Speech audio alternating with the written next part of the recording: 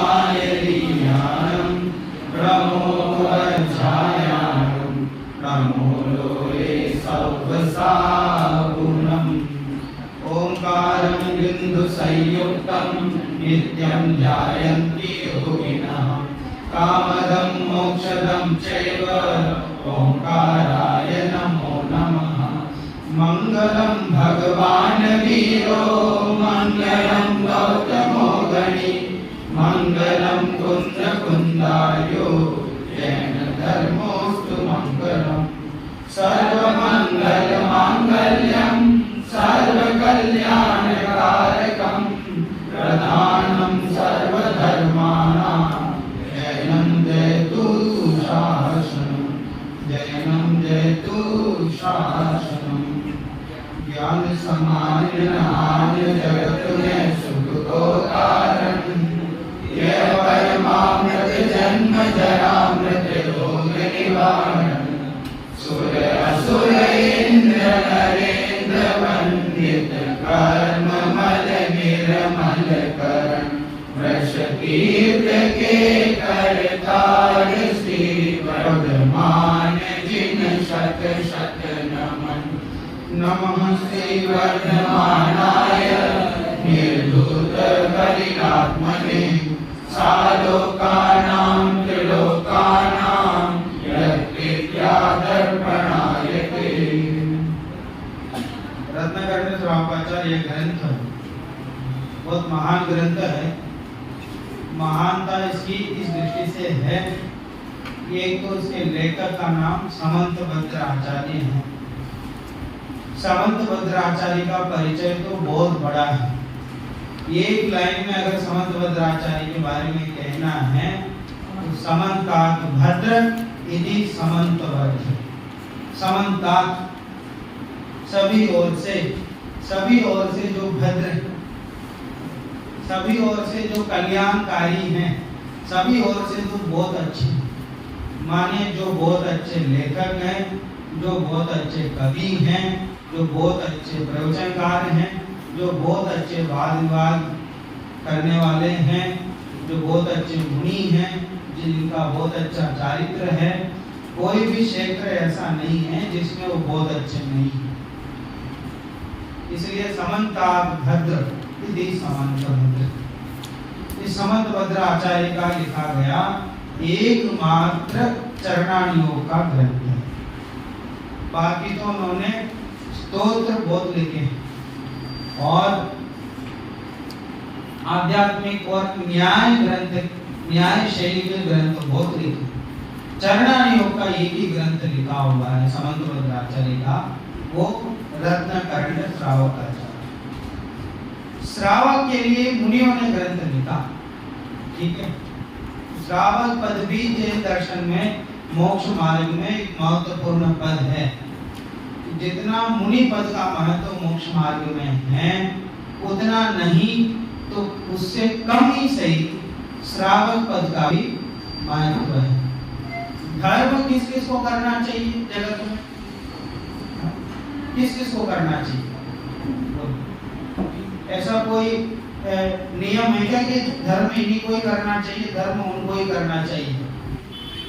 ऐसा कोई नियम तो नहीं है ना। धर्म तो सबको करना चाहिए, सबको करना चाहिए। तो मुनियों का धर्म होता है, श्रावकों का भी धर्म होता है। श्रावक भी अपने जीवन में अपने काम करते हुए धर्म का पालन कैसे कर सकता है, इसकी भली भांति विवेचना समंत भद्र आचार्य ने इस ग्रंथ में की। आपको जानकर आश्चर्य होगा, ग्रंथ का नाम तो है श्रावकाचार, ठीक है। इसमें श्रावकाचार है तो इसमें वर्णन किसका होगा? श्रावक के आचरण का होगा। मान लीजिए श्रेणी चरित्र है ग्रंथ का नाम, तो वर्णन किसका होगा? श्रेणी का, ठीक। जो ग्रंथ का नाम है उससे हम समझ सकते हैं। तो मोक्ष मार्ग प्रकाशक, तो इसमें प्रकाशन किसका किया गया होगा? मोक्ष मार्ग। समय सार, इसमें किसका सार बताया होगा? समय का। तो ऐसे ही इसमें रत्नकर्ण श्रावकाचार्य, श्रावक के जो आचरण हैं वो रत्न के समान है। रत्न के समान श्रावक के आचारों की चर्चा है। आचरण की चर्चा इसमें करेंगे, इसलिए इसका नाम रत्न कर्ण श्रावक आचरण। और पहला ही अधिकार कौन सा है इस ग्रंथ का? सम्यक ज्ञान है, सम्यक दर्शन। सम्यक दर्शन कह तो रहे आचरण की बात करेंगे, ग्रंथ का नाम तो लिखा आचरण। पहला जो अधिकार है वो सम्यक दर्शन का। ऐसा क्यों? कि सम्यक दर्शन के बिना आचरण नहीं हो सकता। ठीक है, इसका ज्यादा गहराई में नहीं जाएंगे, क्योंकि ये जो पहला श्लोक आज पढ़ने वाले हैं इसमें चर्चा आने वाली है। 3 अधिकारों में विभक्त है ये ग्रंथ, 3 महाअधिकार, सम्यक दर्शन, सम्यक ज्ञान, सम्यक चार। 41 श्लोक तो सम्यक दर्शन अधिकार, 5 श्लोक तो सम्यक ज्ञान अधिकार, बाकी बचे कितने? 104 श्लोक, 150 श्लोक है कुल इस ग्रंथ में, तो 46 तो चले गए सम्यक दर्शन और सम्यक ज्ञान। बाकी जो बचा हुआ अधिकार कौन सा है? चारित्र अधिकार। चारित्र अधिकार में 104 श्लोक में वर्णन आया है। ठीक है, अब चारित्र अधिकार के उपअधिकार, चारित्र अधिकार का भी बंटवारा हुआ है। ठीक है, अनुव्रत अधिकार, गुणव्रत अधिकार, शिक्षा व्रत अधिकार। ठीक है, उसके बाद समाधिकरण, संलेखना का वर्णन किया, संलेखना अधिकार। ठीक है, उसके बाद प्रतिमा अधिकार। ये 5 अधिकारों के माध्यम से चारित्र अधिकार की चर्चा उन्होंने की। ठीक है, तो पीछे का गेट बंद कर दो, एक जन चले जाओ पीछे से। 5 अधिकारों के माध्यम से चारित्र की चर्चा उन्होंने की। ठीक है, चलो अब हमको आज अनुव्रत अधिकार के माध्यम से चर्चा प्रारंभ करनी है कि अनुव्रत क्या है, अनुव्रत क्या है और अनुव्रत कब धारण किया जाता है ये देखना है। देखो, कोई भी ग्रंथ हो उनको पढ़ने की शैली आनी चाहिए।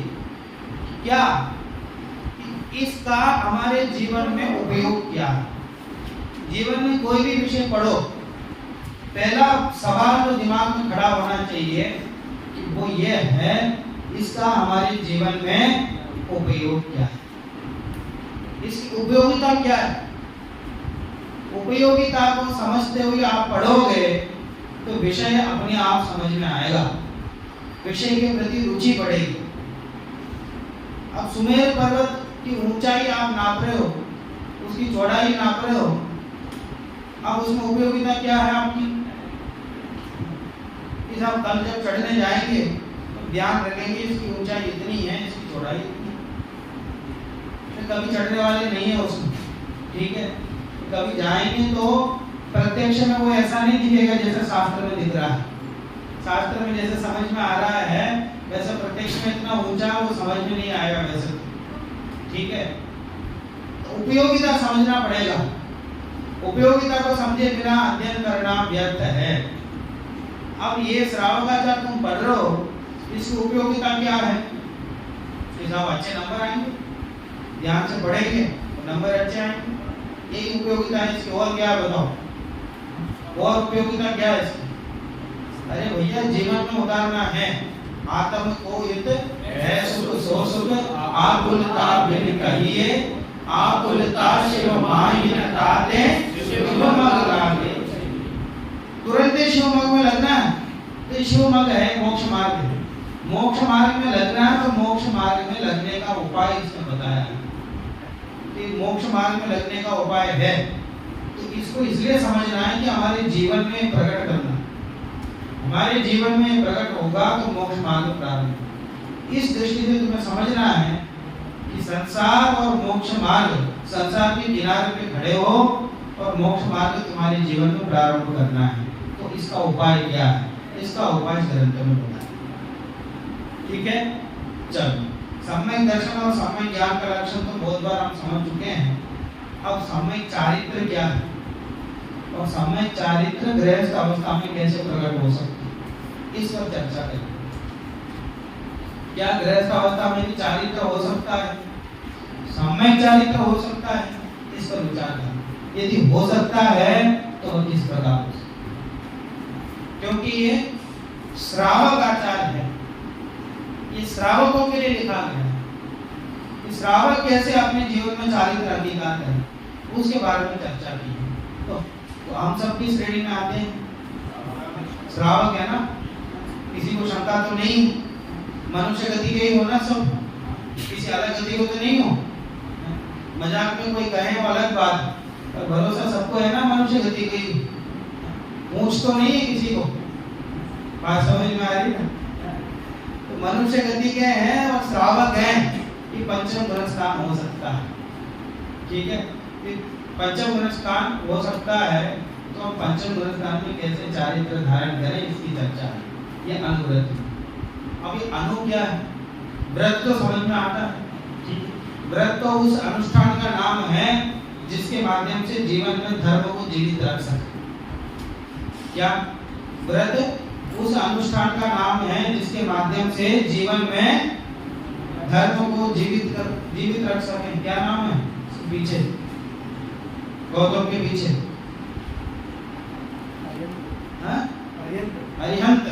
अरिहंत कैसे बना जाए बताओ? अरिहंत हो कि अरिहंत बनना है? बनना है, फिर अपना नाम अरिहंत क्यों बताते हो? चलो बहुत बढ़िया, ध्यान दो इधर। ठीक है, तो मैं क्या कह रहा था आपको? व्रत। व्रत उस अनुष्ठान का नाम है जिसके माध्यम से जीवन में धर्म जीवित रह सके।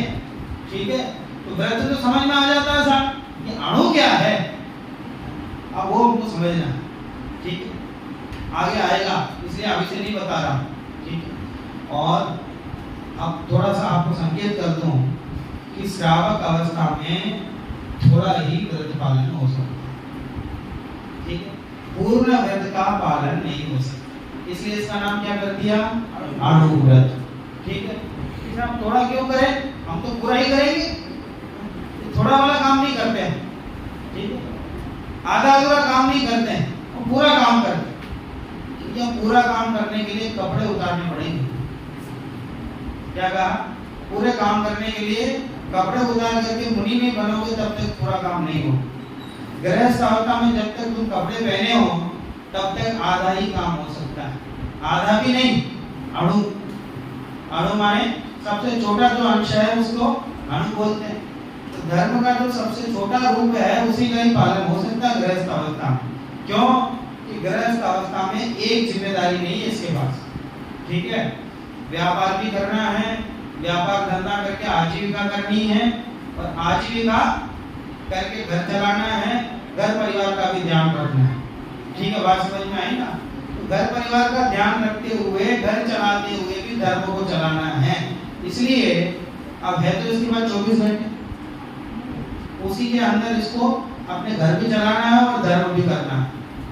ठीक है तो उपयोग इसके पास एक ही, धर्म के 10 लक्षण पुस्तक पढ़ी कि नहीं आपने? ठीक है, उसमें जो उत्तम संयम धर्म है उसमें दादा ने लिखा ना कि एक व्यक्ति बैठा है और सामने 5 टेलीफोन रखे हुए। ठीक है, एक पे फोन आता है, एक पे उठा के बात करता है, फिर दूसरे पे, ये लगातार चल रहा है काम। ठीक है, तो इस उदाहरण से क्या समझे आप? एक आत्मा है और 5 इंद्रियां। इंद्रियों के उपयोग में ऐसा उलझा हुआ है कि अपनी तरफ देखने की इसे फुर्सत नहीं।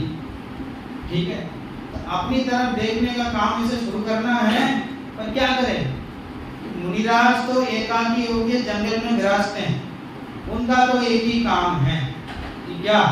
दिन रात आत्मा का चिंतन, मृद संभाषण में वही कथन, निर्वस्त्र दिगंबर काया से भी प्रकट हो रहा अंतर्मन। दिन रात क्या काम है उनका? आत्मा का ही चिंतन मनन करते हैं। कदाचित कुछ बोलते हैं तो भी मृद शब्दों में, अत्यंत कोमल शब्दों में ये कहते हैं कि भैया आत्मा का ही चिंतन मनन करो, आत्मा का ही उद्देश्य। 24 घंटे उनके पास एक ही काम है, जब जग विषयों में रच पच कर गाफिल निद्रा में सोता हो, अथवा वह शिव के निष्कंटक पद में हो अर्धनिशा का सन्नाटा, वन में वनचारी चलते हो, तब शांत निराकुल मानस तुम तत्वों का चिंतन करते। एक ही काम उनके पास, तत्वों का चिंतन करना। स्वतंत्र है, पराधीन नहीं। इतने भी पराधीन नहीं है कि वो बाल कटाने के लिए किसी के पास जाना पड़े। ठीक है, अब बाल भी क्या करते हैं, वो केश लूचन करते हैं, अपने हाथों से उखाड़। लूचन माने क्या, निकालना, उखाड़ना। ठीक है, तो अपने हाथ से उखाड़ लेते हैं। तो उसमें भी इतनी पराधीनता नहीं रखनी। ठीक है, भाई बाल कटाना है तो पैसा रखना पड़ेगा, तो पैसा कहाँ से लाएंगे, पैसा लाने के लिए मेहनत करनी पड़ेगी। तो वो ऐसे वो किसी को चापलूसी करके दान ले ले और बाल कटा के आए, ऐसी प्रवृत्ति तो सच्चे मिजाजों की नहीं होती है। तो क्या करें, उसके लिए मेहनत करनी पड़ेगी और आरंभ का तो त्याग कर चुके हैं। ठीक है, तो मुनिराजों का तो एक ही काम है कि क्या, आत्म ज्ञान में लीन रहना, तत्वों का चिंतन करना। पर ये गृहस्थ है, गृहस्थ एक काम नहीं कर सकता। गृहस्थ में जब तक है तब तक उसकी ड्यूटी है कि वो दुकान जाएं, काम करें, अपने घर परिवार को संभालें। तो घर में बैठ के कहें कि सभी आत्माएं भिन्न भिन्न हैं, कोई किसी का करता धरता नहीं। मैं कौन होता हूँ दुकान में जाने वाला। ठीक है, तुम सब अपना अपना काम करो। भैया ऐसा नहीं चलेगा। ठीक है, इसको भी व्यवहार धर्म कहा, गृहस्थ धर्म का। क्या कहा, गृहस्थ धर्म का, मुनि धर्म का, गृहस्थ को भी धर्म कहा। अब गृहस्थ में जो जो काम करता है वो सब क्या हुआ, धर्म हुआ। ठीक है, तो इसलिए गृहस्थ को अपना काम करते हुए धर्म को ऊर्ध्व रखना है। इसलिए यहाँ का अनुव्रत। ठीक है, ये पूरा व्रत का पालन नहीं कर सकता। पूरा व्रत का जिसमें पालन होता है उसका नाम है महाव्रत, और जिसमें आंशिक रूप से व्रतों का पालन होता है उसका नाम अनुव्रत है।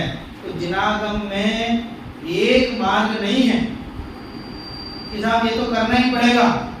जिसकी जैसी योग्यता है उसको वैसे ही धर्म को अपने जीवन में पालन करना चाहिए। अपनी अपनी योग्यता के अनुसार धर्म का पालन करना चाहिए। उसका उतना उपदेश कि साहब मैं तो इतना पढ़ नहीं पाता, मैं क्या करूं, एक लाइन तो पढ़ सकते हो एक दिन में। अरे एक लाइन छोड़ो, एक शब्द तो पढ़ सकते हो, एक शब्द पढ़ो। एक शब्द पढ़ने वाला भी विद्यार्थी है और 1000 लाइन पढ़ने वाला भी विद्यार्थी है। अपनी योग्यता नहीं छुपाए। अगर अपनी योग्यता 1000 लाइन पढ़ने की है तो एक शब्द पढ़ रहा है तो अपराधी। समझ में आया कि नहीं? ठीक है, योग्यता तो है एक शब्द पढ़ने की और वो एक लाइन पढ़ रहा है तो वह अच्छा है, सच्चा है, योग्यता से ज्यादा काम कर रहा है। और योग्यता तो है 1000 लाइन पढ़ने की और वो अगर 100 लाइन पढ़ रहा है तो भी वो एक लाइन पढ़ने वाले से नीचे। समझ में आ रहा है कि नहीं? तो अपनी आपकी योग्यता कितनी है, योग्यता के अनुसार धर्म का पालन करना। ठीक है, इसलिए इसको अनुव्रत कहा कि श्रावक में श्रावक अवस्था में अनुव्रत का ही पालन हो सकता है, पूर्ण व्रत का पालन नहीं हो सकता। ये बात पहले से आप धारण कर लो। अब सब अनुव्रत भी कैसे धारण करें, ठीक है, जीवन में चारित्र हो कैसे, उसकी चर्चा चली का है। नींद तो नहीं आ रही? चलो देखो, पहला श्लोक निकालो 47 नंबर का। अब चारित्र समय चारित्र नाम के तीसरे अधिकार का वर्णन करते हुए चारित्र स्वरूप जो धर्म है उसे कहने वाला श्लोक कहते हैं। श्लोक बुलवाता हूँ। मोहतिमिरापहरणे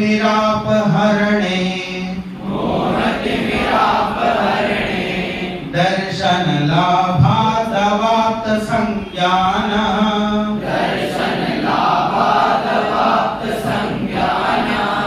राग द्वेष निवृत्त्यै चरणं प्रतिपद्यते साधु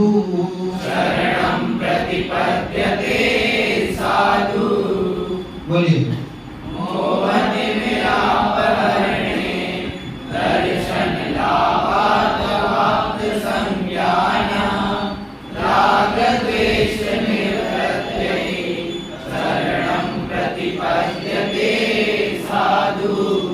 ध्यान से देखना, यद्यपि श्रावकाचार ग्रंथ है, इसमें बहुत बड़ी दार्शनिक बात आई, आध्यात्मिक बात आई है। इसमें पूछूंगा आपसे क्या बात आई है, ठीक है? देखो, चरणम प्रतिपद्यते। चरण किसके चरण? बुद्ध आचार्य के चरण की, समर्थ आचार्य के चरण। चरण माने क्या? पांच चरण, सब पैर को बोलते हैं चरण। चरण कमल, जिन्होंने कहे देखा घूमा सब संसार, ठीक है? तो चरण तो पैर को कहते हैं। तो यहाँ चरण माने क्या? चारित्र। चरणम माने लीन होना, माने चरण। लीन होने का नाम चरण। चरण करना, लीन होना। तो आत्मा में लीन होने का नाम चारित्र है, ठीक है? अब दूसरी परिभाषा क्या है? पापों से निवृत्त होने का नाम चारित्र। पापों से निवृत्त होने का नाम चारित्र। दो परिभाषा है। आत्मा में लीन होने का नाम चारित्र है। आत्मा की जगह आप तो ये लिख लो स्व में, स्व में लीन होने का नाम, स्व में लीन होने का नाम चारित्र है, अथवा पापों से निवृत्त होने का नाम चारित्र है, ठीक है? चरणम प्रतिपद्यते साधु। चरणम माने चारित्र, प्रतिपद्यते माने अंगीकार करना, कि चारित्र को अंगीकार करता है। कौन? साधु। अभी साधु शब्द लगा दिया था। अब ये चारित्र कौन धारण करता है? बोलो दिव्यांश, चारित्र कौन सा? ठीक है, पर यहाँ किसका नाम लिया आचार्य देव ने? साधु। साधु माने कौन हुआ? ठीक है, साधु माने सज्जन पुरुष। साधु माने क्या? सज्जन पुरुष। आप अपनी मन की बात क्यों बोलते हो? साधु माने तो मुनि होते हैं लोग में, तो हमने ये सुना है कि बहुत साधु व्यक्ति। कोई व्यक्ति सीधा साधा हो, बोलता है ना सीधा साधा। साधा कहाँ से बोलते? साधा बोलते हैं ना, वो साधु में से ही है वो। बात समझ में आ रही ना? साधा विचार, वो साधु सज्जन, ठीक है? अब ये ग्रंथ का नाम क्या? रत्न करंड श्रावकाचार्य। और ये उपदेश किसके लिए दे रहे हैं? और यहाँ साधु शब्द का अर्थ क्या होगा? ठीक है, बात समझ में आ रही ना? साधु माने भव्य पुरुष। प्रभाचंद्राचार्य ने अपनी टीका में साधु का अर्थ भव्य जीव किया है, ठीक है? और एक श्लोक आपने नीति श्लोक सुना है, विद्या विवादाय धनम मदाय, नहीं सुना? विद्या विवादाय धनम मदाय, ऐसा करके श्लोक नहीं सुना आपने? उसमें साधु शब्द आया, खलस्य साधो विपरीत मेतद, नहीं है? और मुझे भी याद नहीं आ रहा पूरा, सब एक ही श्रेणी के हो गए। देखो, तो उसमें साधु माने सज्जन पुरुष किया गया। तो यहाँ माने सज्जन पुरुष के द्वारा, सम्यक ज्ञानी पुरुष के द्वारा चारित्र धारण किया जाता है।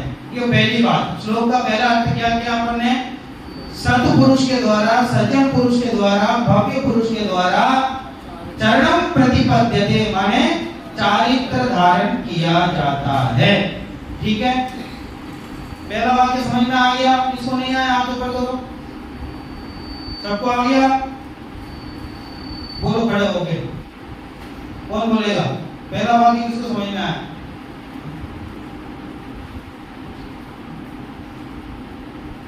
बोलो। हाँ, आपके बीच, आपके बीच। हाँ,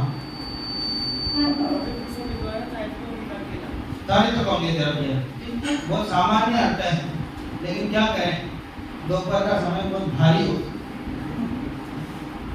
जो भारी काम करता है आभार उसी को मिलता है। ठीक है, तो दोपहर के समय ऐसा होने पर भी विषय बहुत सरल है, बहुत अच्छा। ठीक है, देखो अब साहब सत्पुरुष के द्वारा चारित्र क्यों धारण किया जाता है? चारित्र धारण करने का कारण क्या है? तो वो बताते हैं, राग द्वेष निवृत्ति, राग और द्वेष के निवृत्ति के लिए चारित्र धारण किया जाता है। चारित्र धारण करने का मकसद क्या है? राग द्वेष निवृत्ति, राग द्वेष से निवृत्ति का हो। अब इस बात को समझने के लिए मतलब बहुत गहराई से आपको सुनना पड़ेगा। चारित्र धारण कर, अब आप उपवास कर रहे हो, ये किस मकसद के लिए कर रहे हो? ठीक है, कि सब भोजन छोड़ना, बस हमारा मकसद तो ये है,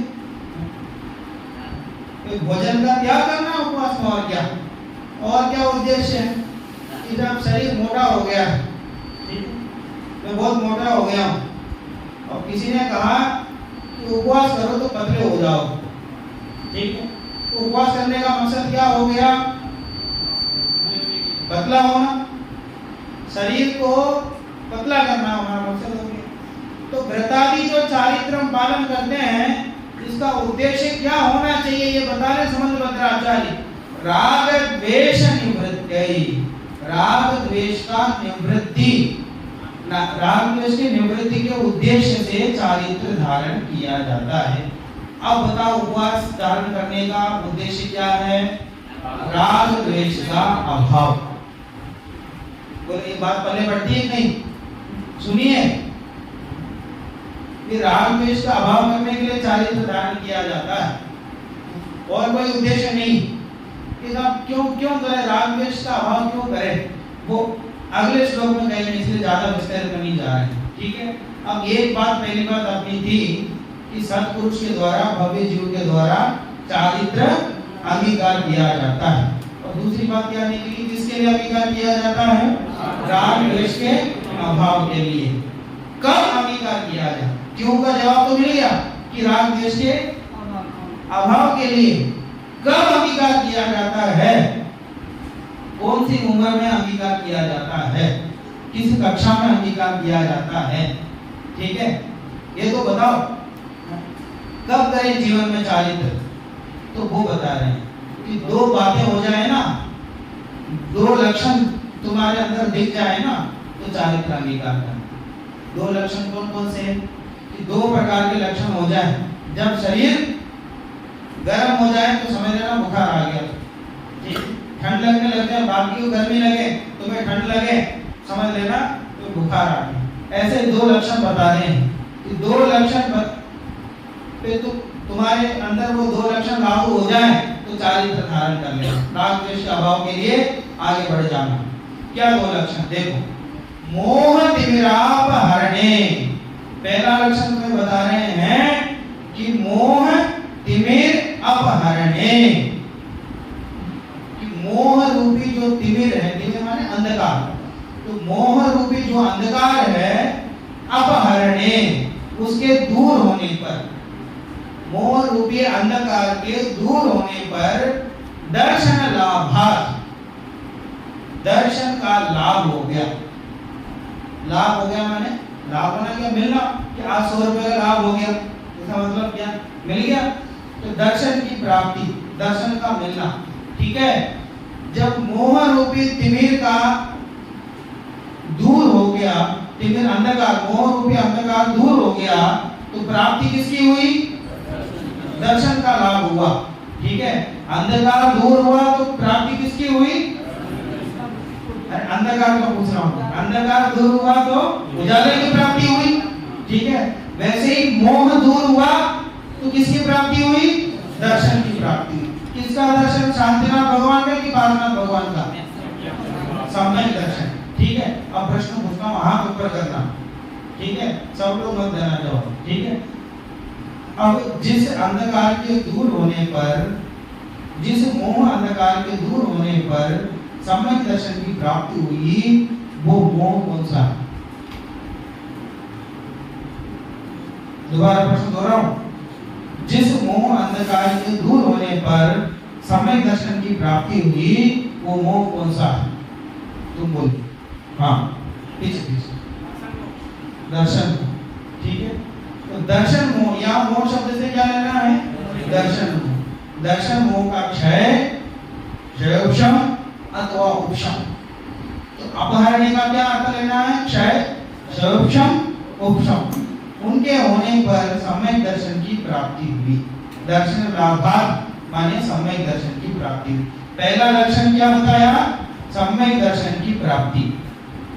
चारित्र अंगीकार करने के लिए पहला लक्षण क्या होना चाहिए? सम्यक दर्शन की प्राप्ति होनी चाहिए। पहला नियम ये बता दें कि सम्यक दर्शन के बिना अगर चारित्र धारण करोगे तो उसका नाम चारित्र है ही नहीं।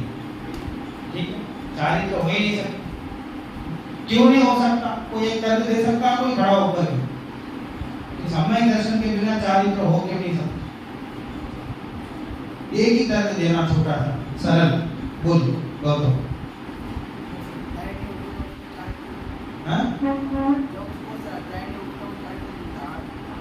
चलो, ये कह रहे हैं कि श्रद्धा ही नहीं होगी तो चारित्र कहां से हो? चलो बैठो। और हाँ बोलो।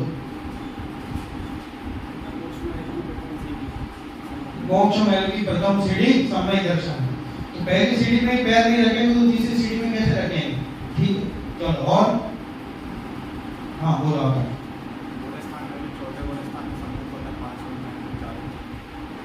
चलो देखो, एक बात तो ध्यान रखो कि सम्यक दर्शन, सम्यक ज्ञान और सम्यक चारित्र तीनों एक साथ ही प्रकट हो। ठीक है, और यहाँ जिस चारित्र की बात कर रहे हैं व्यवहार चारित्र। ठीक है, तो व्यवहार चारित्र सम्यक दर्शन पूर्व भी प्रकट होगा। निश्चय चारित्र तो प्रकट हो चुका है। इसमें मैं पूछ रहा हूँ आप एक और सुनूंगा फिर मैं बताता हूँ। हाँ बोलो। ये पांचवा जो मूल स्थानक है उसमें देश कीर्ति की चर्चा है, और जबकि आपका और वस्तु में जब तक कर्तापन और भोक्तापन नहीं जाता तब तक अनंतानुबुद्धि भी क्षय नहीं हो सकती।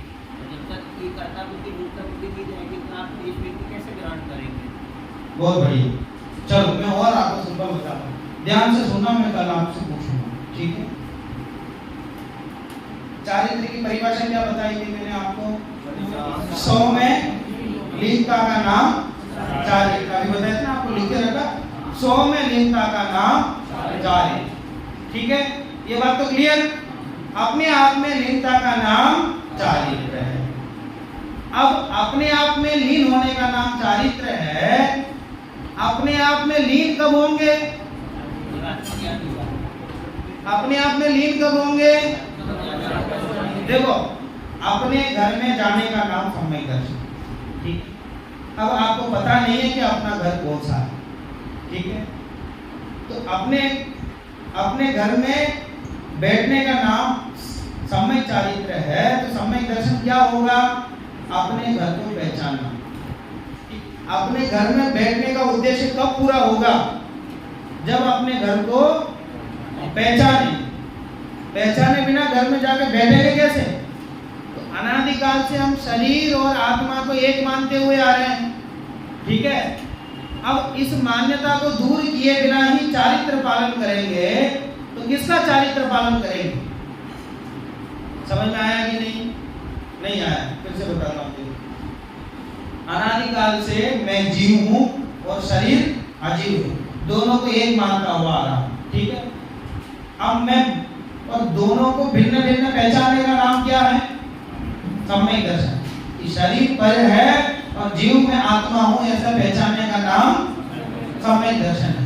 जब तक ऐसी पहचान नहीं होगी, उस पहचान के बिना ही अगर मैं चारित्र धारण करूंगा तो शरीर के क्रियाओं को ही मैं चारित्र मान लूंगा, क्योंकि अभी पहचान तो हुई नहीं। स्वर कौन है पता चला नहीं, तो स्वर जिसको मैं मान रहा हूँ शरीर भी है और जीव भी है। तो स्व में लीनता का नाम अगर चारित्र है तो स्व की खबर ही नहीं है, तो जिसे स्व मान रहा वो मेरा है ही नहीं, तो चारित्र कैसे हो? समझ में आया कि नहीं? स्व में लीनता का नाम अगर चारित्र है तो स्व की पहचान करने का नाम सम्यक दर्शन है। तो जब तक पहचान नहीं होगी तो लीनता कैसे होगी? इसलिए चारित्र से पहले सम्यक दर्शन का होना जरूरी है।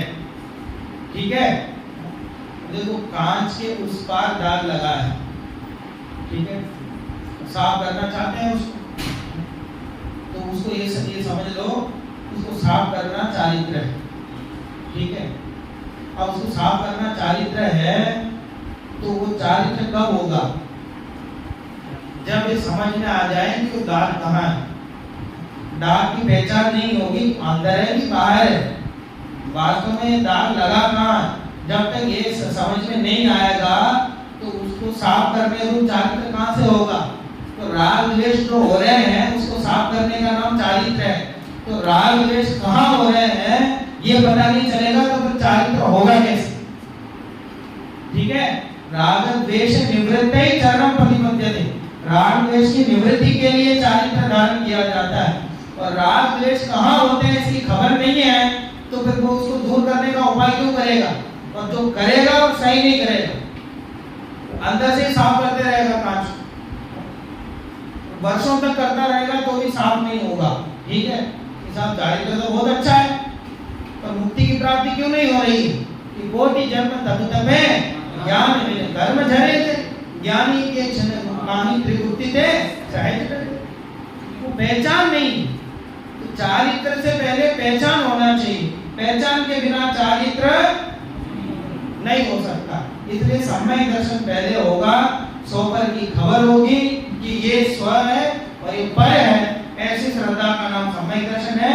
और जब ये जानने में आ गया ये स्व है, उसमें लीनता का नाम चारित्र है। मतलब सम्यक दर्शन पूर्व की पहचान पूर्वक की प्रवृत्ति होती है, ये वाक्य लिख लो आप, ठीक है। पहचान पूर्वक ही प्रवृत्ति होती है, पहचान होना सम्यक दर्शन है, प्रवृत्ति का होना चारित्र है। समझ में आया ना?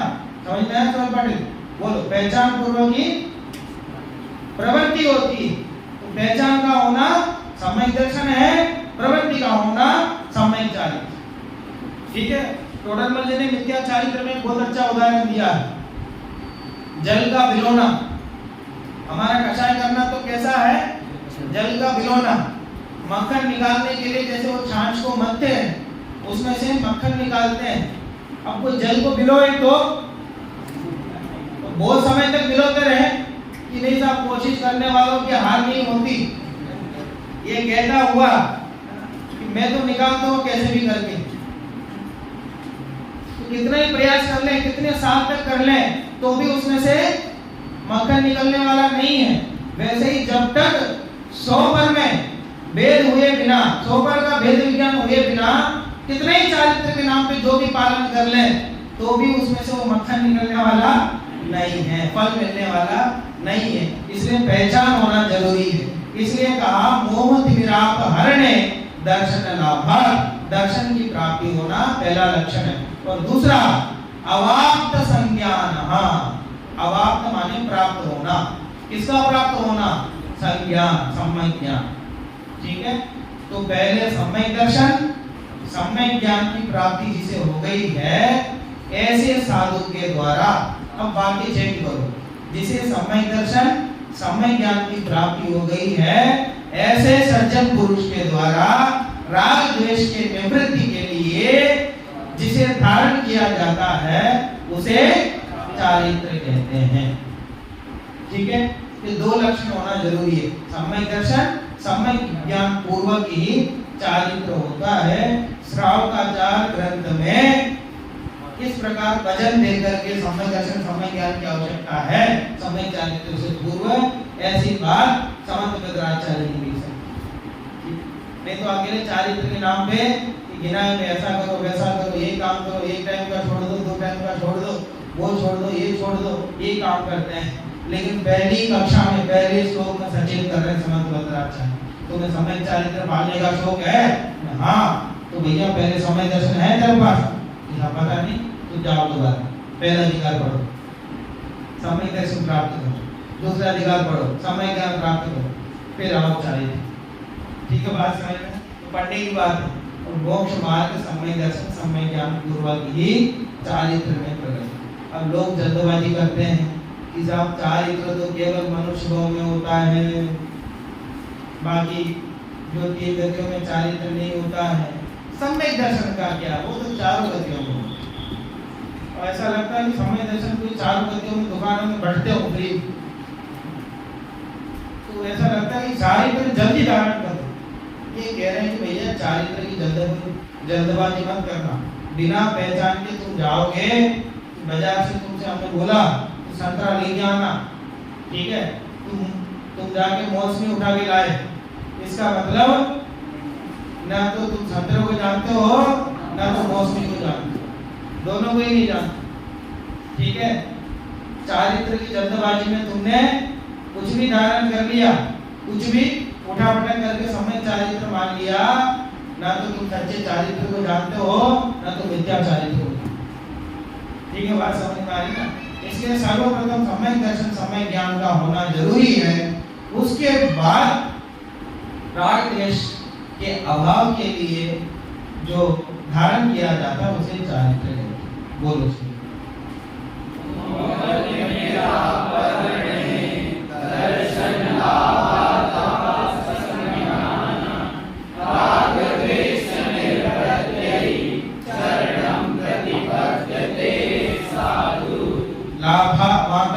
उसके बाद दबाव का संज्ञान आया था। पढ़ो अर्थ, कौन पढ़ेगा? आप ऊपर करो, पढ़ो निश्चय।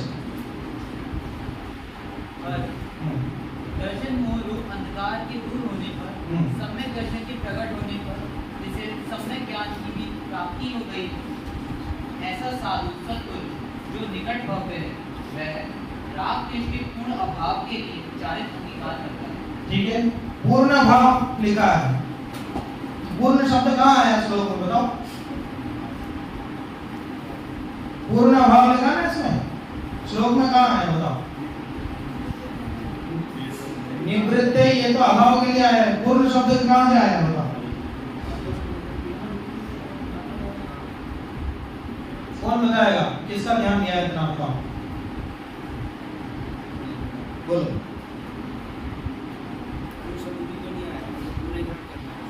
ठीक है, और हाँ